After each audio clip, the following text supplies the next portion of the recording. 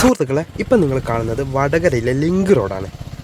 Link റോഡിൻ്റെ ഹൈവേയുടെ ഭാഗത്ത് നിന്ന് തുടങ്ങുന്ന സ്റ്റാർട്ടിംഗ് പോയിൻ്റാണ് ഇത്. ഇവിടെ നിങ്ങളിപ്പോൾ കണ്ടോ, ഒരു ബൈക്കിന് ഇടിച്ചിരിക്കുകയാണ്.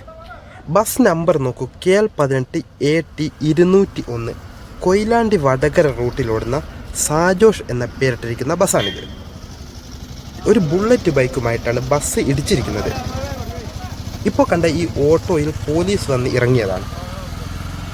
വടകര ടൗണിൻ്റെ സെൻറ്ററിൽ തന്നെയാണെന്ന് പറയാം ഈ ആക്സിഡൻറ്റ് നടന്നത്. ശരിക്കും ഇതുവരെ ഒരു പോലീസും ഇവിടെ വന്നിട്ടില്ല.